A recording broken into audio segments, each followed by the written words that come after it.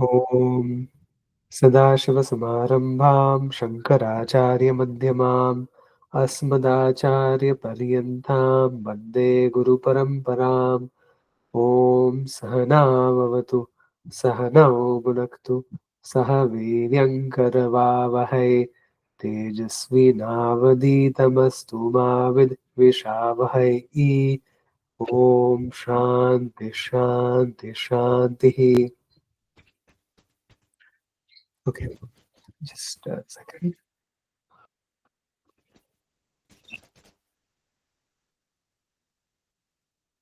We'll share the screen, and if you would like to read, all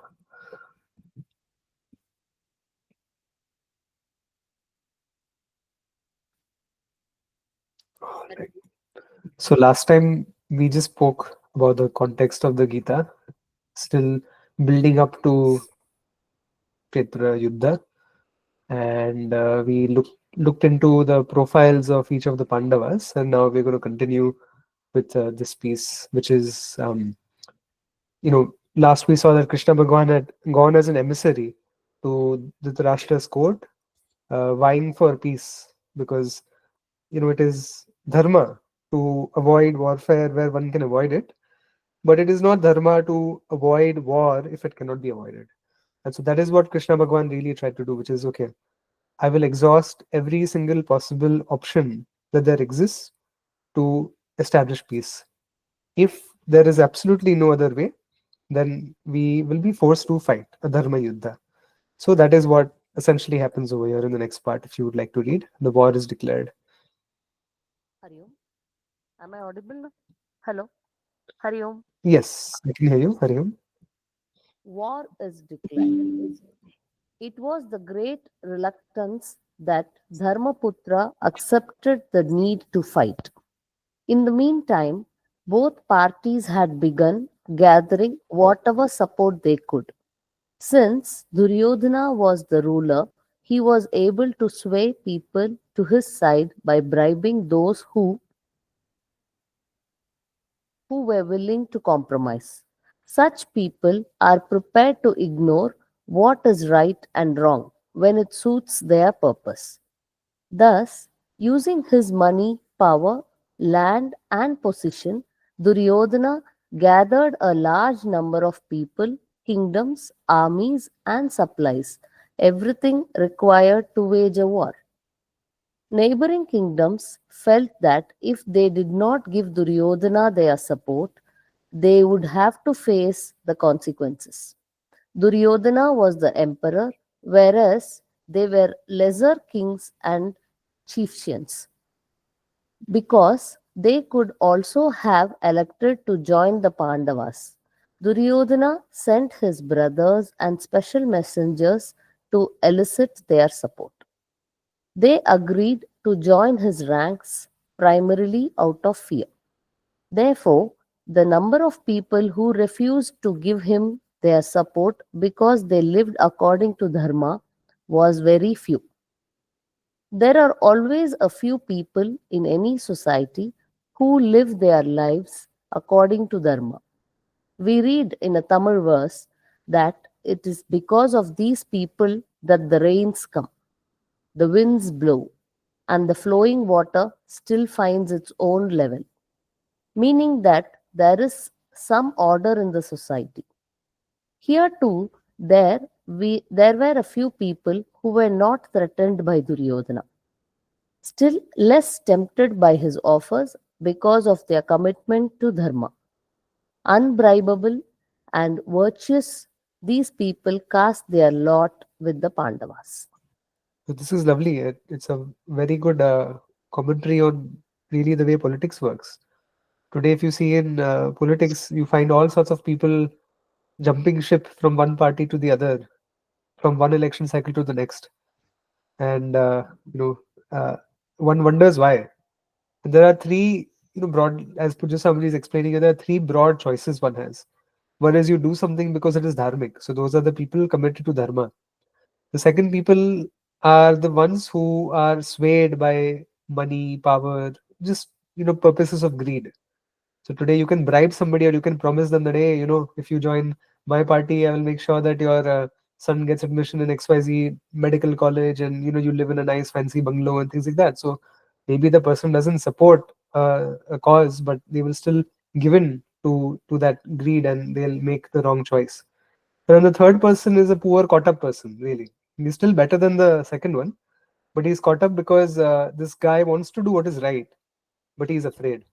He's afraid because if I refuse, what's going to happen to me? What's going to happen to my family? Today, to refuse somebody who threatens you is a very tough thing to go against. But those are the real people of courage, great morality, inner strength, who are able to go against the tide. And we find such people in all walks of life in different fields, but it takes a lot of gumption to be able to do that. So those are the three broad groups of people who were enlisted to fight the war in support of Duryodhana. And of course, the ones who were dharmic refused, because they're like, yeah, whatever happens, no, we stand our ground. You're not a good leader. We don't want you to become the person in power and ruin the nation. And so they refuse. And the ones who do join him are the ones who are afraid or who are given to bribes and such. So that's where we come in. And there's one thing also lovely, which is, we have enjoyed a world that has provided everything for us. Everything that you think of. You need air, you can breathe. You need water, you can drink. Whatever is required for our survival, for our well being, is provided by the world. And the world provides to us as much as we provide to the world. Now, that we could be a collective agency, it need not be myself alone. That could be people of great virtue, great character, great morality, who have done so much punya that punya has to come back to this world in order to serve them. And we, as a byproduct of their punya, we are also able to benefit from these after effects of the world being saturated by goodness and so much joy. And that only tells us that if we find over a course of years, decades, centuries, if the world is getting to be a harsher place, a more difficult place, more polluted. The oceans are a disaster. There's a large garbage patch in the middle of the Pacific Ocean, which is the size of Texas. I mean, and Texas is a huge state. Like, people underestimate how big Texas really is. But imagine that in the middle of the ocean, one huge patch of complete garbage dump. It's like a junkyard in the middle of the ocean. And there was a video where they sent submarines down to the Mariana Trench, which is the deepest part of the oceans, and they found plastic bags even there. Just so much filth. We've destroyed the environment, and ultimately those repercussions are going to be felt, because the goodwill that Mother Earth is providing for us someday is going to run out, and then it's going to be an issue that our kids and grandkids and great grandkids will have to contend with. So people who live lives of dharma will be rewarded by the universe within which they dwell, and then people who take these things for granted, it only takes a couple of generations before things start going downhill. So that's an important point to consider also. If you would like to continue reading, unless there are any questions. Prashanji, I have a question. Hmm?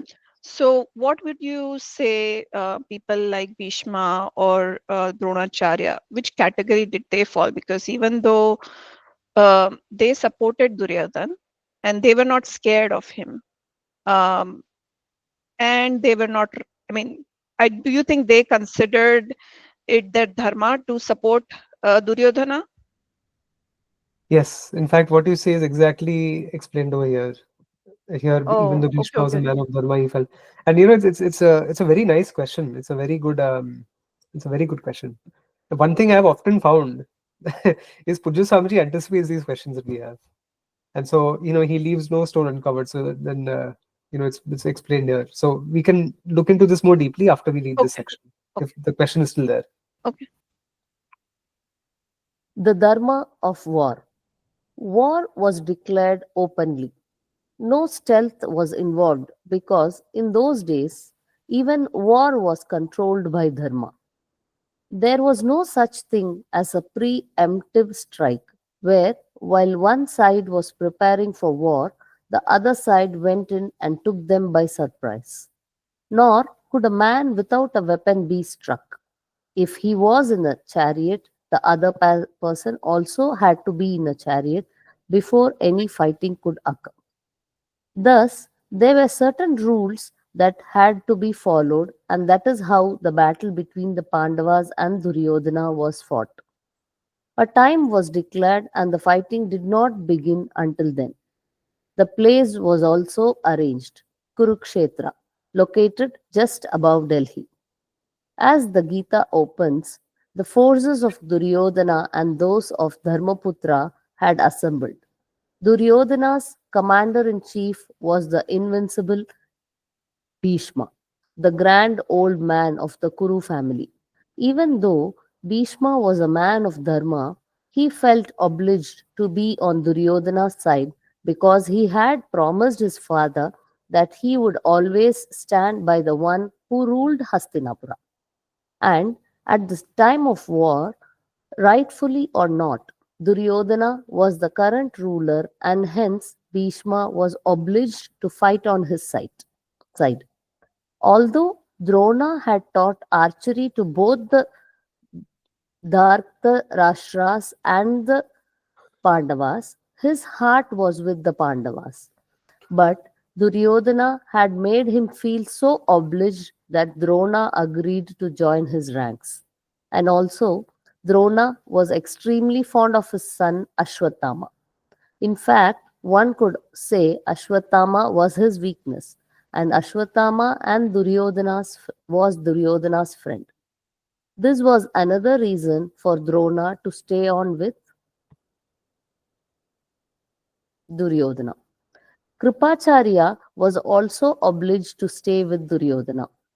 Karna, of course, was Duryodhana's friend and very loyal to him. Because of his exceptional expertise in archery, Karna was Duryodhana's answer to Arjuna. He had been recognized as a great archer. Early on, the Duryodhana had deliberately cultivated him and had given him a small kingdom. This gesture was enough to commit Karna to Duryodhana forever. Thus, everyone who was in some way obliged to Duryodhana had come to the battlefield to fight for his cause. They were all very equipped with weaponry, skills, and a thorough knowledge of warfare.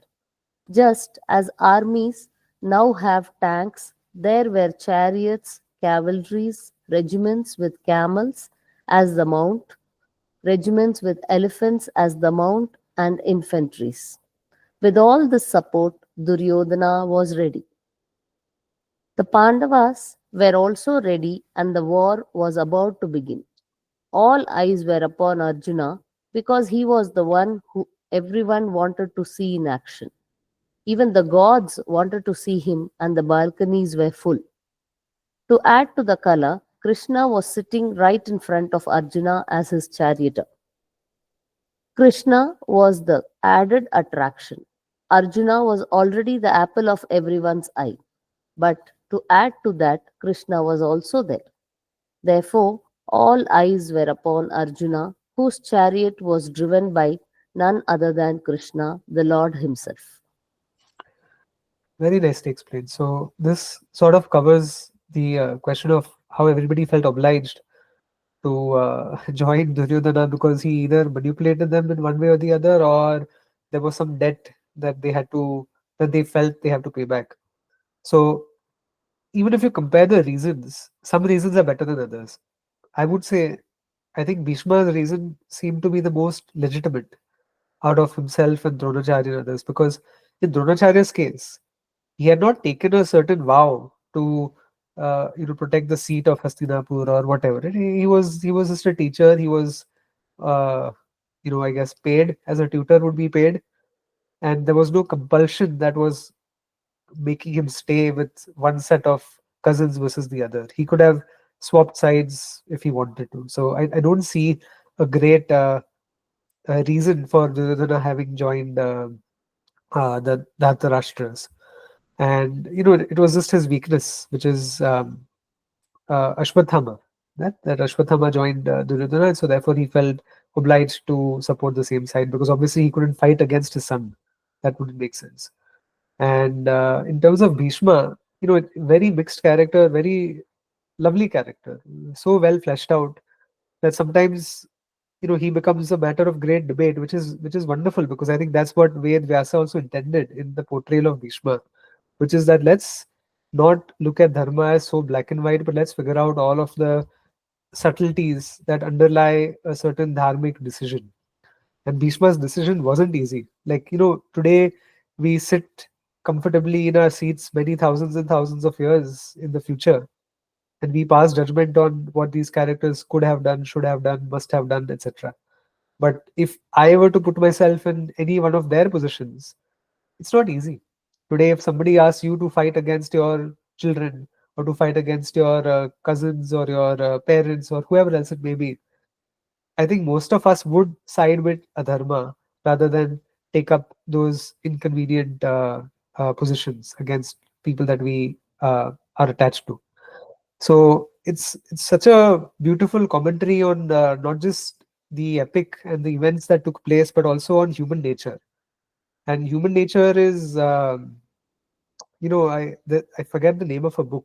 I heard about it. I think it's called Ordinary People or Ordinary Lives or whatever, something like that. I'll look it up and I'll tell you next time. And it spoke about how the rise of Nazism in Germany enlisted all of these normal, good, family oriented people into the army. There were fathers who had children who would prepare them to go to school, and there were some people who would run shops and then they would sell uh, loaves of bread, and there would be grocers and all sorts of people. And what did it take for a country to transform within something under a decade, from being normal, ordinary people to taking Jews out in the middle of a farm somewhere and shooting them in the heads? Like, just from that to that, right? It's a vast difference in perspective and lifestyle. And what convinced people to make those decisions and pick the side of adharma? And the answer is very complicated, because that's something that the Mahabharata has already spoken about, and we see playing out in our human lives as well, which is most decisions that we take today are straightforward decisions. I wake up, I decide what I want to eat for lunch, here's the work I do, here are the meetings I set, I come home, I play with the kids, I do this, I do that. Very straightforward. There are very few dharmic dharma sankata based decisions that one has to take, at least one believes. Of course, one can get granular there as well. For instance, I would choose to eat food in a pure vegetarian restaurant as opposed to eating vegetarian food in a non-vegetarian restaurant, because for many vegetarian people also, they'll be like, okay, how does that matter? I'm eating vegetarian food anyway. But my counter to that would be that if I eat food, I'm a vegetarian, it is something that I value. I don't want to hurt creatures. Ahimsa is a matter of great dharma for me. And therefore, if I go to a place where meat is served, ultimately my money is going to be in the same cash register as everybody else who eats meat as well. And there is no distinction whether with my money or somebody else's money they're going to purchase those meat products from the slaughterhouse. Ultimately, I am supporting that industry, even if I eat in a place where meat is served, if the food is vegetarian. Nonetheless, it doesn't matter. It's still me supporting that industry.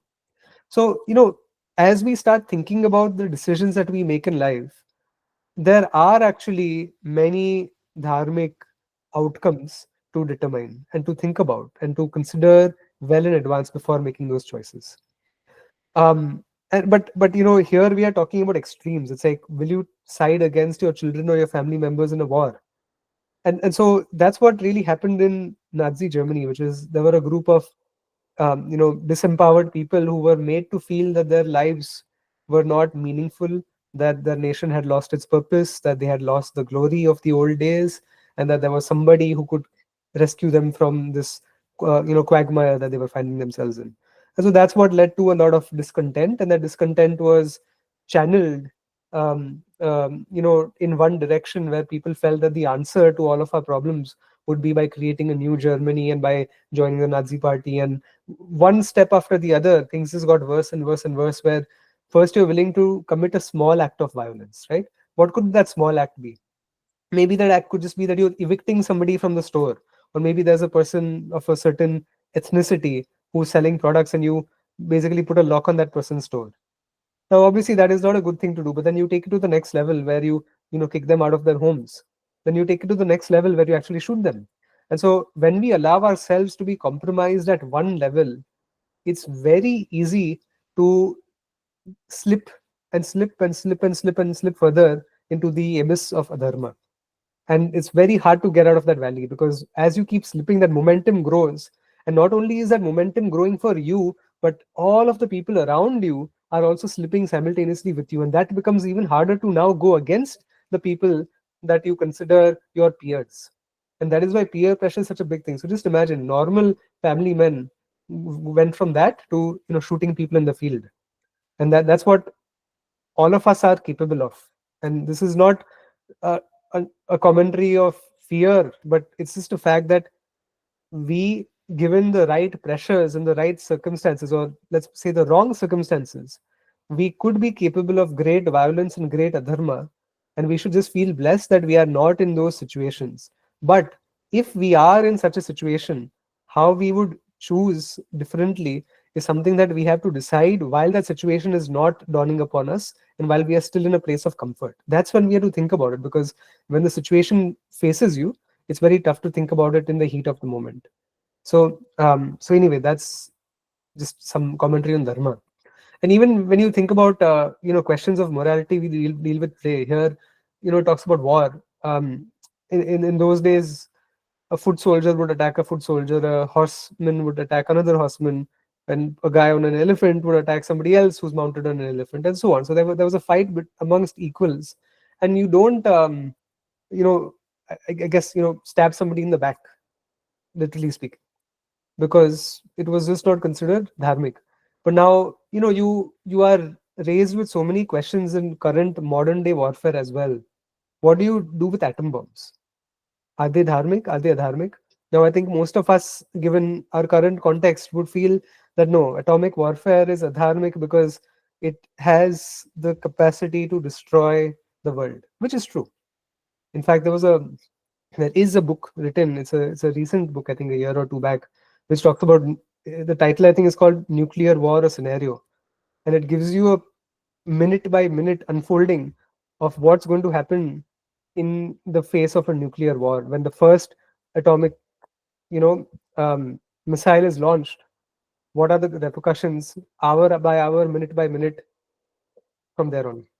And it's scary, and I think more people, especially world leaders, should read that book, because they would think twice before hitting the red button.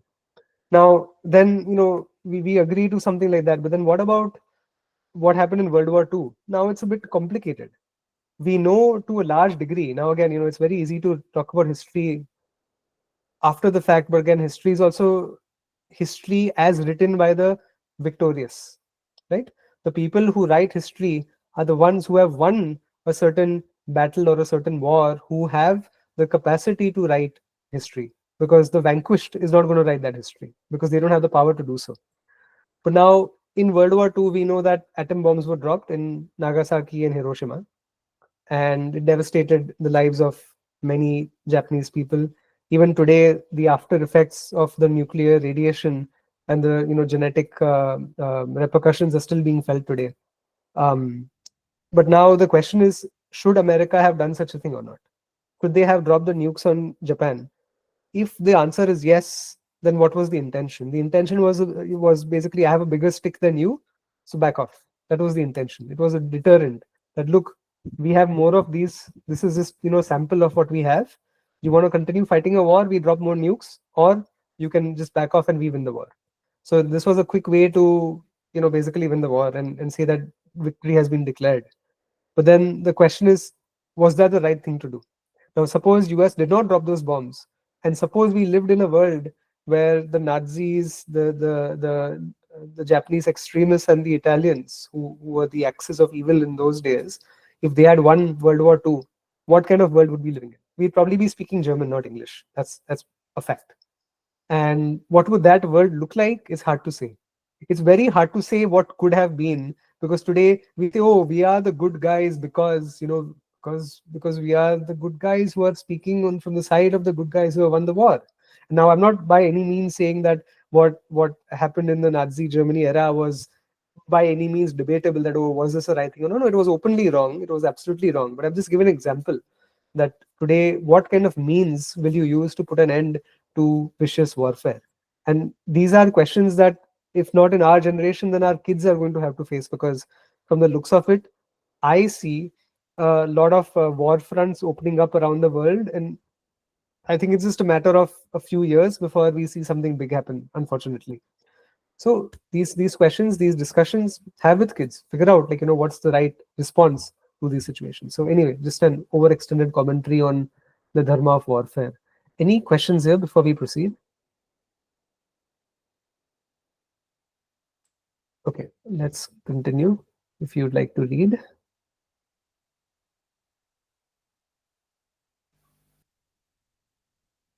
An account to settle. This, then, was the situation as the Gita was about to begin. Arjuna had a long account to settle with his cousins. From childhood onwards, there were so many occasions when he would have got even with Duryodhana, but his mother would not allow it, nor would his older brother. This incident involving Draupadi was the final insult. He therefore wanted to teach all the Dhartarashtras a lesson. All the weapons he had been stockpiling for this day were going to have a chance to express themselves. These were not simple arrows, they were a different type of weaponry. They were all missiles. One came emitting fire like a napalm bomb. Another one had the ability to neutralize it by dousing it with water. With such missiles, what a fight it would be! Elaborate descriptions of these weapons and missiles are found in the pages of Mahabharata. Arjuna's magnificent weapons had been stockpiled in anticipation of an appropriate occasion in which they could be used. The war of Dharma, which was about to begin, was just such an occasion. More often than not, war is due to adharma on both sides, but here adharma was on one side only. When a warrior fights for dharma, all his weapons and skills become useful. They come alive and are not wasted. The warrior will not think he spent his life simply gathering weaponry that was never used. A warrior who does not have an opportunity to fight, having spent 50 or 60 years stockpiling weapons, may develop arthritis and wish he had studied geology instead. He will regret what he has done because he has no proof of his valor. Therefore, for a Kshatriya like Arjuna, it was a great day to prove himself. He was a prince who had been nursing a lot of hurts and injustices. For him, the D-Day had come. Having waited so long for this day, Arjuna was naturally one flame of fury. He ordered Krishna to position his chariot in such a way that he could see all those with whom he would be fighting. Arjuna could not have fought with ordinary soldiers. He had to determine which chieftains he must tackle, which ones were his equals. As a good driver, Krishna replied, "Yes, sir," and placed the chariot where Arjuna could see all sides. Okay, so this is also very nice. Any questions here? Nepal, napalm bombs. It's again a very destructive thing that was used during the Vietnam War.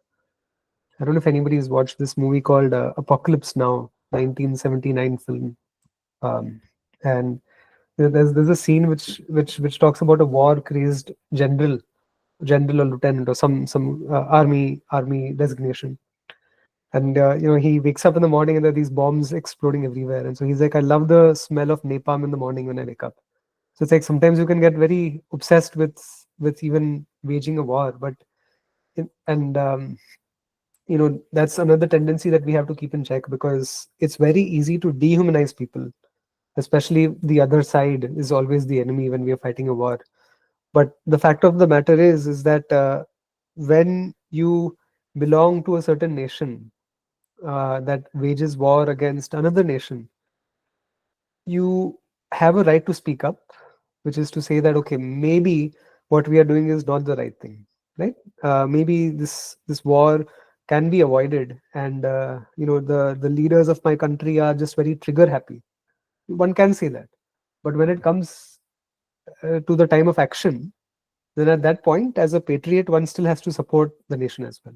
So there's a delicate dharma there too, which is that you try to practice deterrence until it can no longer be practiced. Because once the war starts, or once that war machine starts rolling, you want to keep your mouth shut at that point, and then you want to support the cause in whatever way you can. And you want to save your voice for other eventualities or other events that you can influence.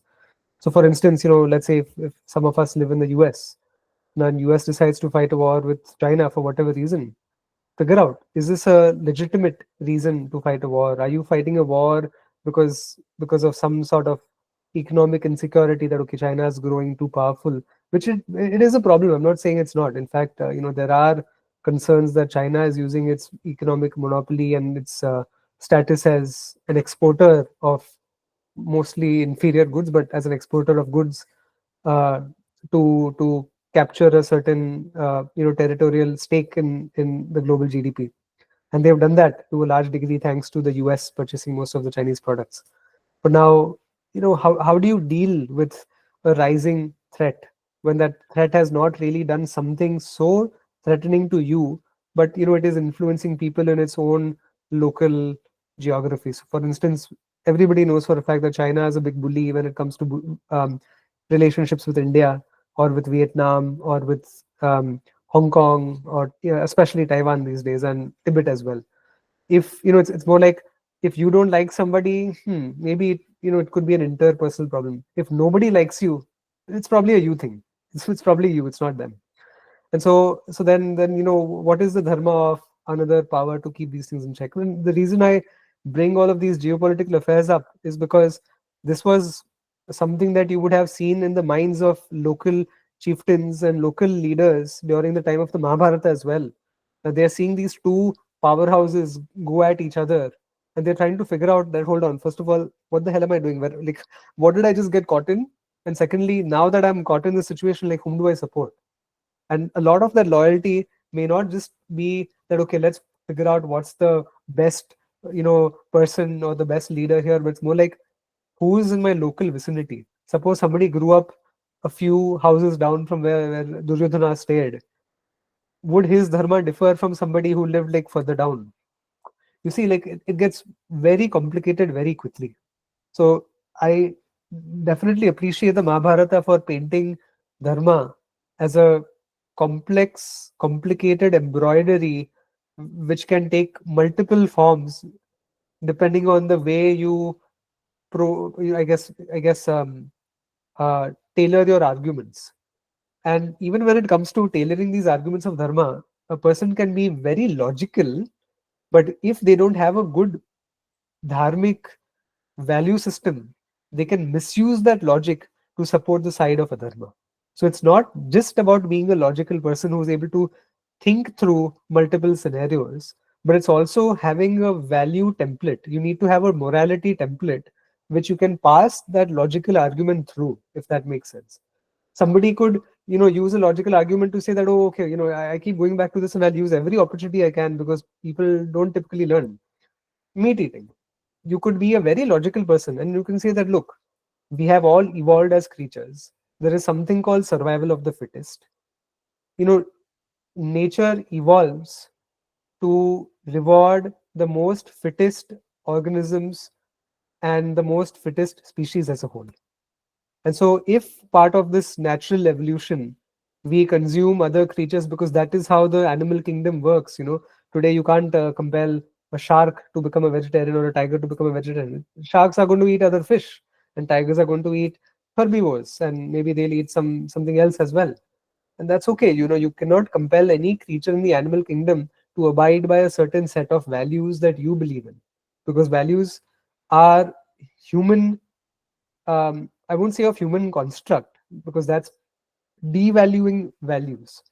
There is something objective about values, an objective truth to values that human beings are capable of decoding. Does that make sense? Values are an objective thing to a large degree. That, suppose you say there is something called ahimsa. Now, ahimsa is not a theory that we human beings have just concocted. There is a value where living and a life of ahimsa, catering to the code of ahimsa, is a better life, objectively speaking, from some regard, in a very tangible way. But human beings have been able to decode that because it is the order of the cosmos.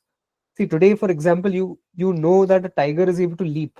It can, put our long jumping athletes to shame. It can leap from one place to the other. A beautiful, beautiful, graceful creature. Or, you have a cheetah. It's able to run and it can beat any Olympic level runner, obviously. And these creatures don't understand the laws of physics or the laws of biology and how the body works in order to do that. But they are still able to do it. Monkeys are able to leap from tree to tree without understanding that there is something called gravity. They don't need to know that, okay, gravity functions at 9.8 meters per second square, and if I jump from here or this height, this will be my trajectory, this will be my velocity, this is how much I will accelerate. They don't need to know those equations, but still they will have a better instinct when it comes to jumping from one tree to the other than any physicist on the planet. They'll have a better instinct, not just the physicality, but an instinct for it, because that's where they live. They live on the trees. So animals follow this kind of dharma that they are following, even if they don't understand it. We understand that there is something called gravity. Animals are abiding by that law of gravity. We are abiding by it, but we also understand it. We have uncovered it. We have decoded it. And with that decoding of it, we are able to write a certain law. You have the gravitational constant, and you're able to put an equation into the picture based on our understanding of the natural order.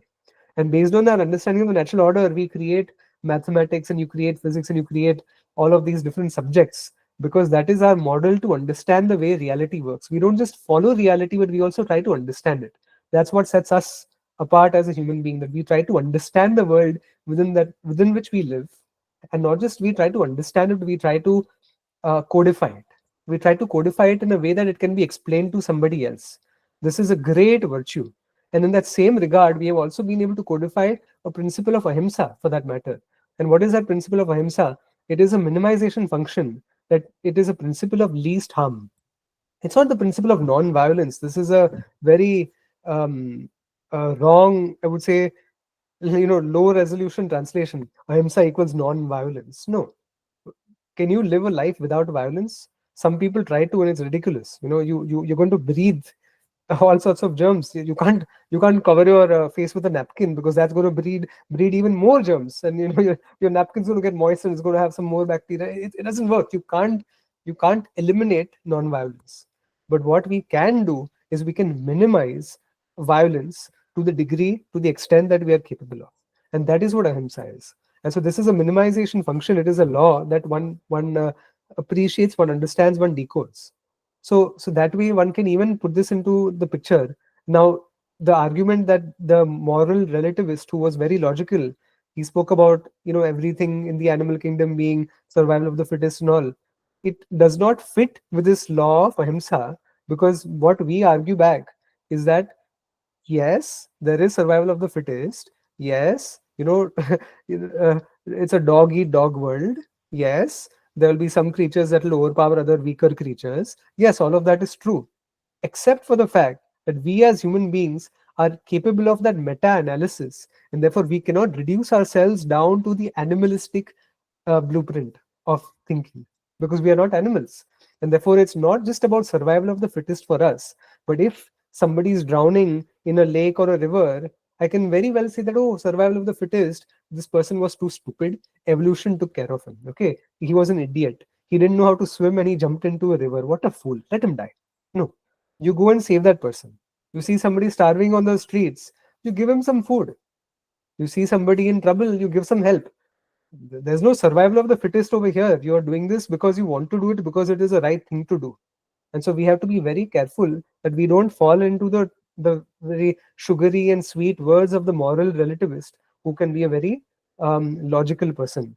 In fact, many of I've often argued this in the past, that maybe I've said this in one of our satsangs as well. A lot of these atheists who call themselves that, now I don't use this atheist theist category because it's again a very low resolution bifurcation. But let's, for the sake of this discussion, say that there are atheists who reject everything that we study. That, oh, what do you mean Lord Krishna? Krishna was just some guy. He was just some very smart dude sitting 5,000, 6,000 years ago in some place called Bharat. And okay, he was an ordinary person and people deified him. See, you can be convinced if somebody gives these arguments, except for the fact that what ends up happening is that we are holding pramana as subservient to logic. Remember one thing, that logic is not a system by itself. Logic is something that requires inputs. Logic is the function, and then you have some outputs, which are the logical conclusions that you would make, or second order logical arguments. Okay, you can have like first order arguments, second order arguments. You can have n order arguments. You can do that, but there's something else that should typically guide one's logical prowess, which is logic has to play a secondary role to values. My values are non-negotiable. I am not here to negotiate the value of ahimsa. I can give a good reason for it. You can come up with a logical reason for that also, and you can come up with a logical reason for himsa as well. But then when you are conflicted with two equally convincing in terms of pure logical reasons, then you have to side with the one which is more aligned with a dharmic value system. Now, what I introduced right now may also sound that, okay, am I saying that a dharmic value system is inherently less logical than one that isn't? And the answer is no. Because if you want to go down that logical path, you can also use logic to justify himself. That, okay, look, if we are all able to abide by this certain value, that you must help your fellow human being, but extend it further, you must help your fellow creature. Why only confine it to human beings? Why not universalize it to all creatures? And then you see that the benefit of doing so is that the world is a prettier place. It's a more beautiful place. It's a place that your children can inherit. It's a place where people can live peacefully. It's a place where people have joy in helping one another, as opposed to expecting something for helping one another. So you can see that the minimization function, which is minimizing himsa, has maximized something else as a result of it, which is overall happiness. And so now somebody can say that, oh, but even happiness is just a human idea. No, no, no. And at that point, you have to say, thank you, bhai. I can't argue with you, because what person is essentially saying is that why should a person be happy? And now you can't say logically that there is something logical about the fact that I want to be happy because I don't want to be sad. No, it's just human experience. I know as a human being, I know as from my infancy that I want to be happy and I don't want to be sad. And I don't need a logical person to tell me whether I should be one or the other. And so if one wants to increase the sum total of happiness in this world, in this universe, then ahimsa is a very good place to start. So that way, you see, arguments can go all places. So why am I coming back to all of this thing is because, again, the context of the Mahabharata, difficult choices, and difficult choices require second order thinking. So okay, that's a lot of stuff I just mentioned. Any questions here? Okay, we'll proceed.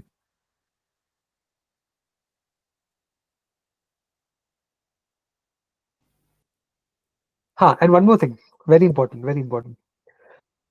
What Pujya Swamiji explains here about Arjuna, he was pining for battle. Okay, he didn't just suddenly show up in the middle of the battlefield. He was actually looking to fight and win the war.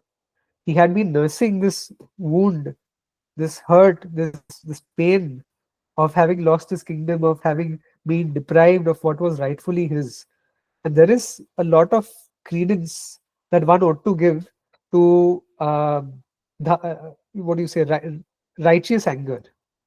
One can be angry for no reason whatsoever. Anger can show up without your permission, doesn't ask for permission.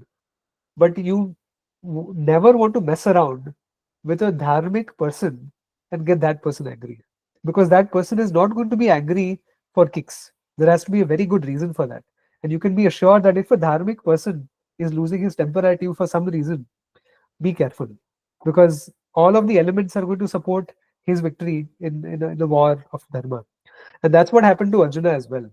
Now, there is a modern tendency, escapist tendency amongst a lot of people in our community, especially, which is that we feel that, Arey bhai, dekho, all of these battles, all of this fighting, it's all mithya. We just have to worry about myself, my life, who I am. Who are we to tell people anything? Who are we to teach anybody a lesson? Who are we to fight or whatever? And the world will go on. Let's play it safe. And this is a very, I would say it's of course a global mentality, but there's something very distinctly Indian about this weakness. And the reason I say that is, even during the I forget my history here, Battle of Panipat or Battle of Buxar or Plassey, or one of those battles where the Britishers originally came to Bharat as part of the East India Company, and there's this whole history there. They defeated the Indians during the first battle. Okay, and our people. There was a victory march after the Britishers won, and they were marching down the streets and alleys, and all of these people from the apartments, you know, first floor and all, they were like looking down and they were clapping and they were throwing flowers and all of these Britishers after they defeated their own people. You know, if that day instead of flowers they would have thrown the flower pots, we would not have to fight for independence 200 years later. And so we are a very submissive people. And from Arjuna and others, the Pandus, the Pandavas, we have to learn not to be submissive.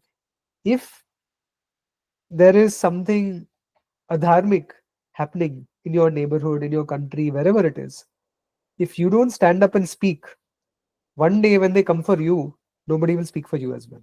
This is something we just have to remember. And that is where we've really messed up as a people, as a nation. Um, we mess up not only in terms of not being able to fight back, but also in terms of not being able to represent ourselves well. So right now we are in December. Last month was Deepavali. So we had this I guess you can call it an event, a Deepavali event at the workplace, which I personally am not a fan of participating in, because it invariably ends up becoming like a Bollywood event essentially. But there were a few of my colleagues who were going for this event, and so I said that, you know what, they asked me if I'd like to join them because there was some lunch or something that was being served. So I said, yeah, sure, I'll join you, because I wanted to give a good commentary on what Deepavali is, and I didn't want them to walk away with a mistaken notion. And so the other Indian colleagues who had organized this event, they were playing Bollywood songs at a Deepavali event. They were calling it the Festival of Lights, and some Shah Rukh Khan movie or something they were playing, and they were like doing some stupid Bollywood dance over there. Okay. So then I had to essentially, as we were eating lunch, I had to comment on all of these things for the sake of my American colleagues to represent us better. That okay, first of all, what you are seeing is not Hindu culture. This is a subculture that developed in urban India in the last, let's call it, last few decades. So this is not tied to the festival of Deepavali at all. Bollywood and Deepavali are two completely distinct, separate, unrelated things. Point one. Point two, if I ask them like bluntly, I'm like, look, be honest. Do you like this music? Would you be playing this music at your own place? They were playing some song like Shava Shava or something like that. Okay, low class, low quality, not exquisitely crafted also music. Not good quality at all. These Karan Johar movies or whatever they are very poor quality. But for some reason, Indian Americans love them. Okay, this Kuch Kuch Hota and all of these things. I don't know why people have been obsessing over that since the 90s, but they keep repeating the same stuff and the same songs over and over again. So I asked those guys, my American colleagues, I'm like, do you actually enjoy this kind of stuff? They're like, yeah, it's good. I'm like, no, honestly, tell me, would you listen to this on your own? They're like, no, I don't enjoy it at all. I said, this is not actually representative of our traditional Indian music. Because when we talk about Deepavali as a festival means tradition. This is not good music. First of all, it is low quality. At least if it was a good song, I would still appreciate it. But no, low quality event. And no, this does not represent Indian culture. So then they were like, okay, what exactly is Indian culture? So then I had to tell them that, first of all, Deepavali is not the festival of lights any more than your Christmas is the festival of trees. You decorate trees in Christmas. Do I call it the festival of trees? No. This is not the festival of lights. It is the homecoming of Lord Rama. And there's a whole story in the Ramayana about why those lights, those deepams, were placed along the road to welcome Sri Ram Bhagwan from into his own city of Ayodhya, Ayodhya Nagaram. And so, therefore, this was a homecoming of Lord Rama who won a war of Dharma against an Adharmi. And I explained some of those things, and that's what it is. But you go and ask an Indian person, hey, what is Diwali? Oh, it's a festival of lights. Okay, excellent, brilliant. So this is another place where we have to learn to represent ourselves dharmically, which is who are we as a people, and what we refer to ourselves and how we represent ourselves is what's ultimately going to become the parody culture that our children are going to inherit. And that's why if you see, and I can ask some of y'all, like I guess, Shwetaji, your kids must be having friends and all over here of a certain age.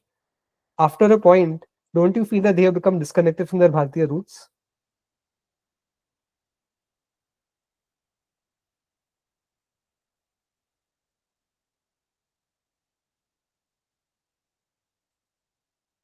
I guess, while you're unmuting, the answer typically that I've seen is that yes. And what happens is we create a subculture away from home. In fact, I want to have an entire satsanga based on a couple of theories that I've been thinking about what it means to actually carry our culture from Bharat to the rest of the world. And should the culture evolve and take on a local flavor, or should it remain static, or should it remain something that's rooted to Bharat? And then everywhere else you have like a satellite Hindu culture or whatnot. And this is a very complicated, very multivariate analysis. And I think it's really worth thinking about if folks would be interested in that at some point. Is that of interest to Yeah. talk about? Okay. So we'll do that, and I think I'll just take a pause over here because we've covered quite a lot of content, and we can meet next week. But if anyone has questions or comments, we can take them now.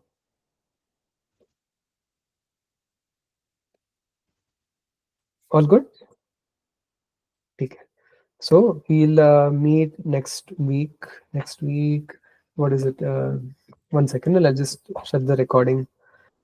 Om Purnamadah Purnamidam Purnat Purnamudachyate Purnasya Purnamadaya Purnamevavashishyate. Om Shanti Shanti Shanti. Harihi Om Shri Gurubhyo Namaha. Harihi Om. Okay, 1 second.